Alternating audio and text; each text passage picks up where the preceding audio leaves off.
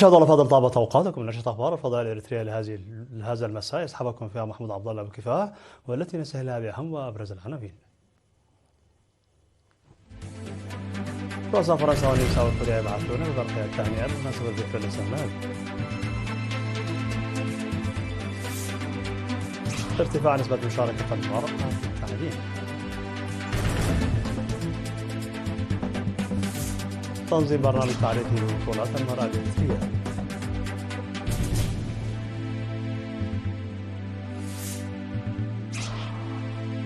بريطانيا والاتحاد الأوروبي يدشنان عصرا جديدا للعلاقات. الاتحاد الأوروبي يعلن رفع العقوبات عن سوريا.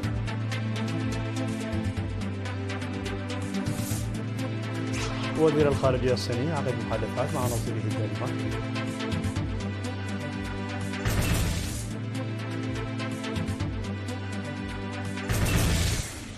مرحبا بكم من العناوين إلى التفاصيل.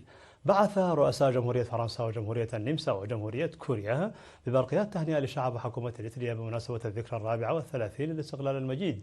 وأعرب رؤساء فرنسا إمانويل ماكرون والنمسا ألكسندر فان دير بيلي ورئيس كوريا بالإنابة لي دو هو عن تمنياتهم بدوام الصحة للرئيس السياسي الأفورقي والسلام والازدهار للشعب الإريتري. وأوضح الرؤساء على العمل لتطوير علاقات بلدانهم مع إريتريا.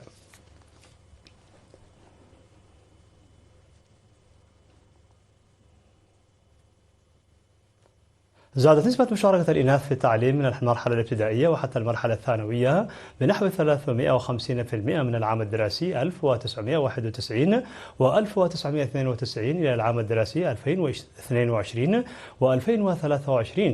وأفاد تقرير وزارة التعليم بأن معدل المشاركة التي كانت حوالي 99.400 في العام الدراسي 1991 و1992 ارتفعت إلى أكثر من 346 و600 في العام الدراسي 2022 و2023. وأشار إلى أن العدد الإجمالي للطلاب من مرحلة الأساس وحتى المرحلة الثانوية زاد من 212,987 إلى 759,451، أي بزيادة قدرها 330% خلال هذه السنوات.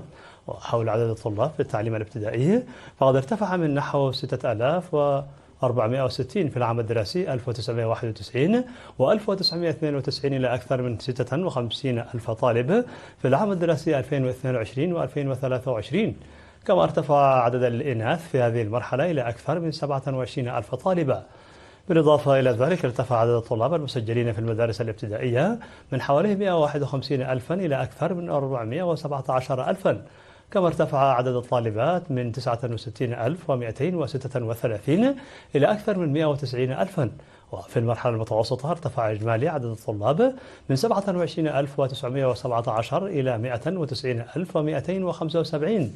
وارتفع عدد الإناث من 13,503 إلى 84,000. كما ارتفع إجمالي عدد الطلاب في المدارس الثانوية من 27,627 إلى 95,479. وعدد الإناث من 13,346 إلى 44,009.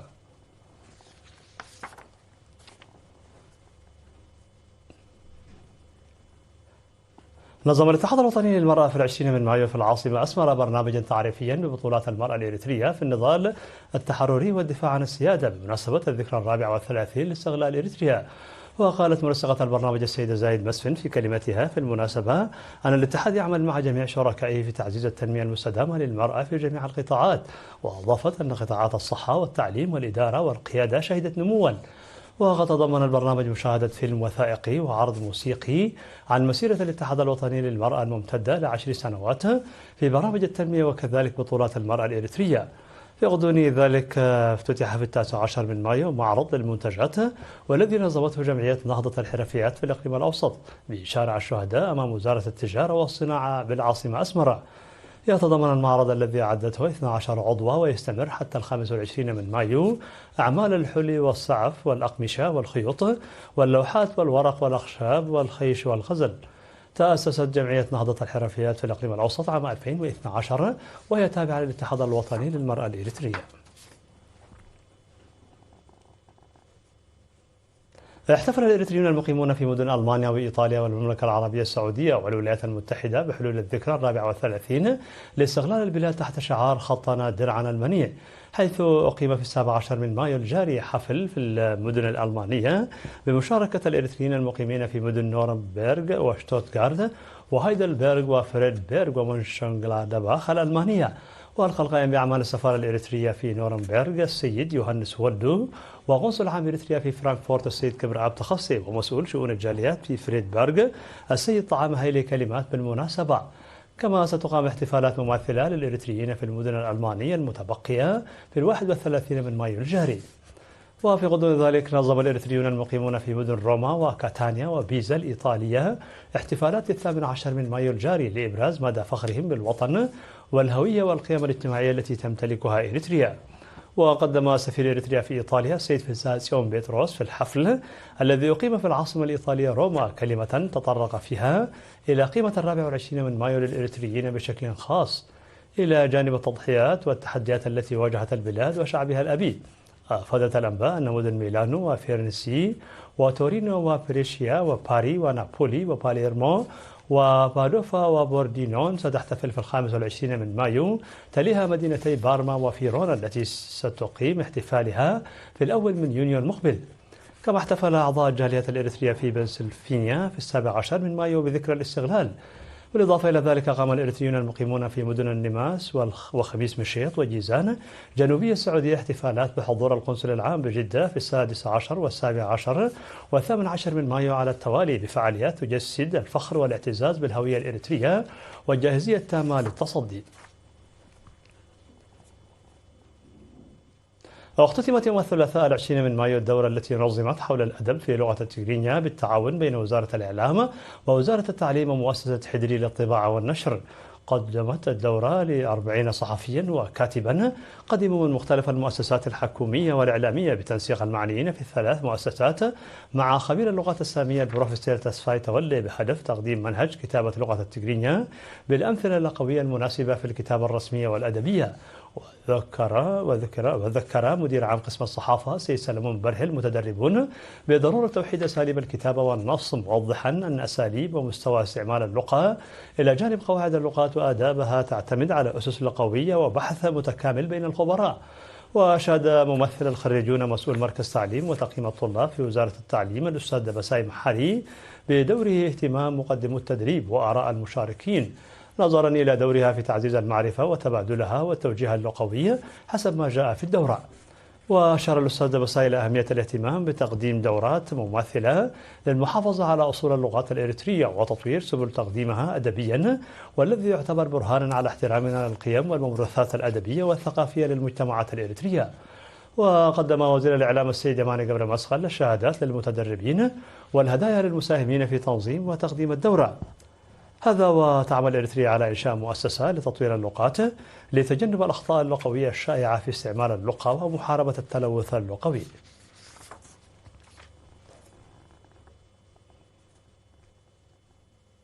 أوضحت وزارة الزراعة أن المركز الوطني للبحوث الزراعية قدم مساهمة كبيرة في رفع الإنتاجية خلال السنوات 34 الماضية.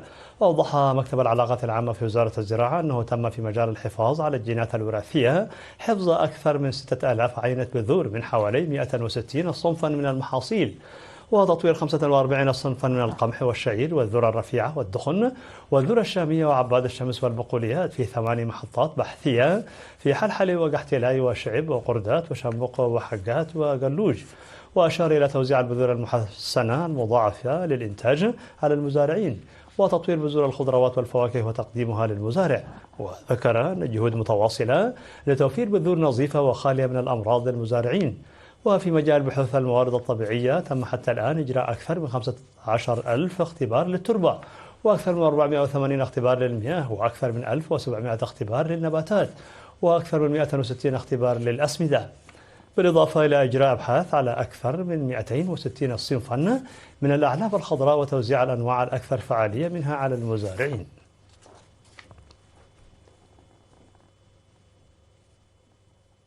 عقدت ورشة عمل يومي 16 و17 من مايو بمديرية عبد القيح هدفت إلى زيادة مشاركة الطلاب في التعليم عامة والطالبات بشكل خاص. وأوضح مسؤول التعليم في الإقليم الجنوبي الأستاذ هبتزك كيداني أن وعي المجتمع والأسر بشكل خاص أمر بالغ الأهمية لزيادة المشاركة، ودعا إدارات الضواحي إلى تعزيز دورها للعمل من أجل التحاق الأطفال بالدراسة في السن القانونية. وذكر مسؤول التعليم في مديرية عبد القيح الأستاذ بياني تسفاي أن التنسيق بين كل الجهات ذات الاختصاص ضروري للحفاظ على التقدم المسجل حتى الآن. وقال المدير العام لقسم الخدمات الاجتماعية في الإقليم الجنوبي السيد قال تسفى السلاسي أن إدارة الإقليم على استعداد للقيام بما هو مطلوب في هذا الصدد. من جانبه أوضح مدير المديرية السيد هبتاي تسفازجي ضرورة مشاركة المرأة في التعليم والمنافسة حتى أعلى المستويات. وأشارت الورشة إلى أن بعد المدارس وتدني اهتمام أولياء الأمور وعدم تجمع القرى وزواج القاصرات وعدم وجود مدارس داخلية من الأسباب الرئيسية لمقاطعة الطلاب للتعليم بشكل عام والإناث بشكل خاص.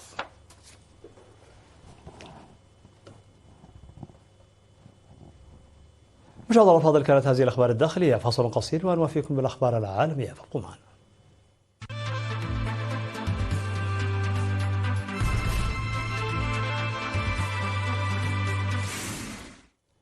مرحبا بكم. على الصعيد العالمي، أعلنت بريطانيا والاتحاد الأوروبي عن اتفاق تاريخي لإعادة ضبط العلاقات بينهما بعد خروج بريطانيا المرير من الاتحاد عام 2020. وقال مسؤولون بريطانيون أن توقيع الاتفاق الذي يغطي مجموعة من القضايا بما في ذلك الأمن والطاقة والتجارة والسفر ومصائد الأسماك مع مسؤولي الاتحاد الأوروبي في لندن يمثل يوما تاريخيا للجانبين وعصرا جديدا في علاقاتهما بعد سنوات من التوتر منذ خروج بريطانيا من الاتحاد الأوروبي. وقال رئيس الوزراء البريطاني كير سارمر أن الاتفاق سيخفف من البيروقراطية ويسهم في نمو الاقتصاد البريطاني ويعيد ضبط العلاقات مع الكتلة التجارية المكونة من 27 دولة. بينما وصفت رئيسة المفوضية الأوروبية فون دير لاين المحادثات بأنها لحظة تاريخية تعود بالنفع على الجانبين.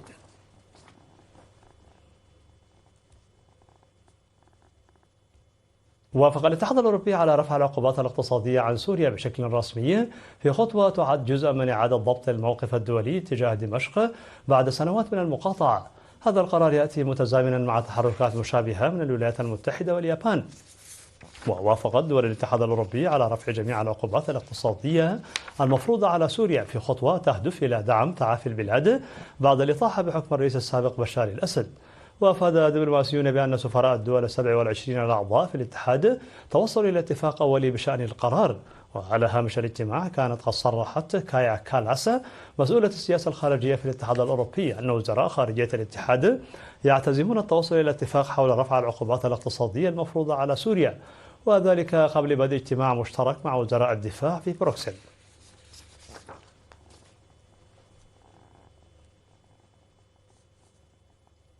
عقد وزير الخارجية الصيني وانغ يي محادثات مع نظيره الدنماركي لارس لوكا راسمونس في بكين. وأشار وانغ وهو أيضا عضو المكتب السياسي للجنة المركزية للحزب الشيوعي الصيني إلى أن الدنمارك كانت من أوائل الدول الغربية التي اعترفت بجمهورية الصين الشعبية وأقامت علاقات دبلوماسية معها. وقال أن الجانبين يحترمان بعضهما البعض دائما ويتعاملان على قدم المساواة وطورا شراكة استراتيجية شاملة وعملا على إقامة تعاون متبادل المنفعة عالي المستوى تقوده التنمية الخضراء. وعرب عن استعداد الصين للعمل مع الدنمارك للالتزام بالانفتاح ثنائي الاتجاه واتخاذ التنمية الخضراء كنقطة رئيسية لضخ زخم جديد في التعاون العملي ومواصلة تعميق التعاون في مجالات الاقتصاد والتجارة والبحث العلمي والابتكار والاقتصاد الأخضر وغيرها من المجالات.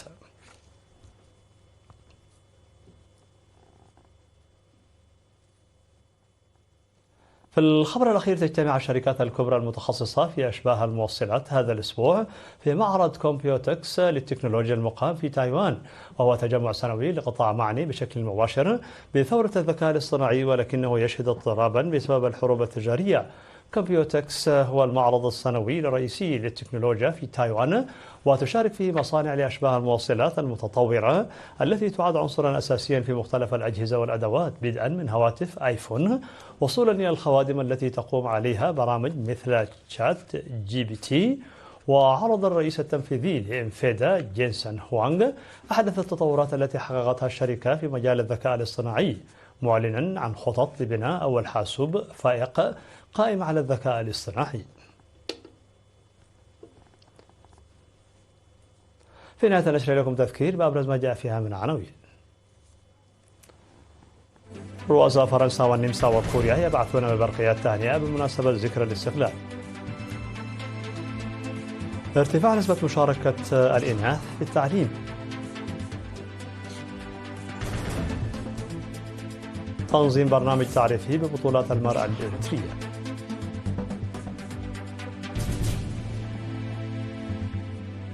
بريطانيا والاتحاد الأوروبي يدشنان عصرا جديدا للعلاقات.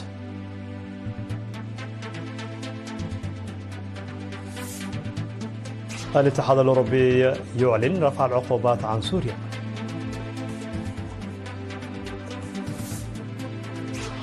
وزير الخارجية الصيني يعقد محادثات مع نظيره الدنماركي.